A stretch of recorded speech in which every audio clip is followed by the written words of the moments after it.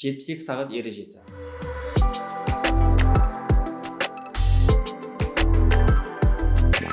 Біз өмірде миымызға әртүрлі идеялар келеді. Ол күнделікті келеді, ай сайын келеді, апта сайын келеді. Адам орташа 70 жас өмір сүреді десек, сол ғұмырында оның миына орта есеппен 10 мың идея келеді екен. Енді біз осыны қаншасын іске асырып жатырмыз? Көп идея миымызда өліп кетеді, ой күйінде қалып кетеді. Оған негізгі себеп біз әрекет, яғни амал жасамаймыз. Осыған байланысты 72 сағат ережесі деген нәрсе бар. Яғни миыңызға бір идея келсе, 72 сағаттың ішінде ол нәрсенің алғашқы қадамдарын бастап кету керексіз. Мысалы, сізге бір кино түсіру немесе киноға сценарий жазу идеясы келді делік. Сіз миыңызға әртүрлі шектеулер жазып аласыз. Ол сценарийді жазуым керек, оны қалай жазам, оны жазғаннан кейін қандай режиссерға берем, оған кино түсіріле ма, түсірілмей ма, ол может қалып кететін шығар, оған ақшаны қайдан табам, өзім кино түсіретін болсам деген секілді миыңызға шектеу қойып, ол идея миыңызда өліп қалады. Әр миыңызға келіп жатқан идея ол сізге беріліп жатқан мүмкіндік. Жаңағы нәрсені қайталайық.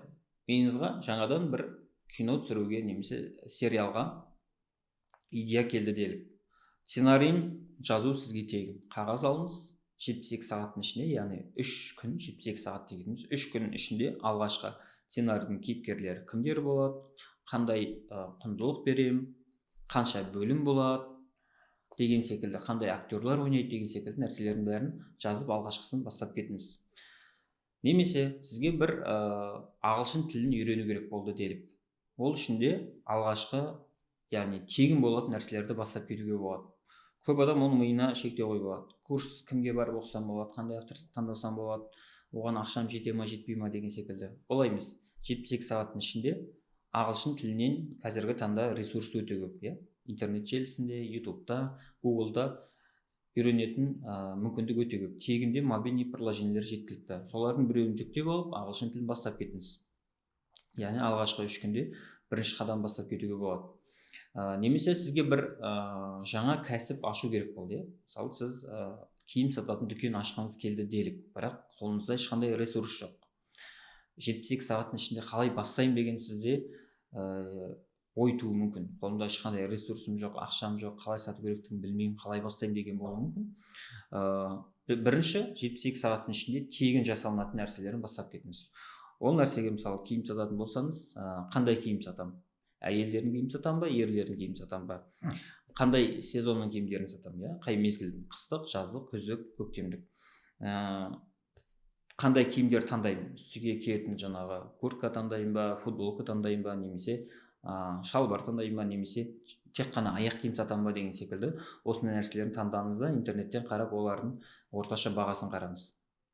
Нарықта қанша теңгемен сатылып жатыр? Мен сататын аймақтағы адамдардың оған төлейтін қанша ақшасы бар, төлей ала ма, қымбат болып кетпей ма, арзан болса тым арзан болып сапасы болып кетпей ма деген секілді алғашқы нәрселерін жазып бастаңыз. Және одан кейін келесі этап ол товарды қайдан алуыма болады.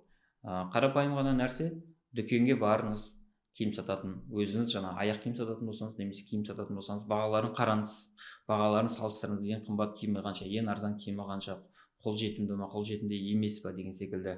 Сол арқылы солардың ішін біреуінен аралап, олар товарды қайдан алуға болады, соны сұрап алсаңыз, және арендасына қанша кетеді деген секілді нәрселерін алғашқы 3 күнде жасап тастауға болады.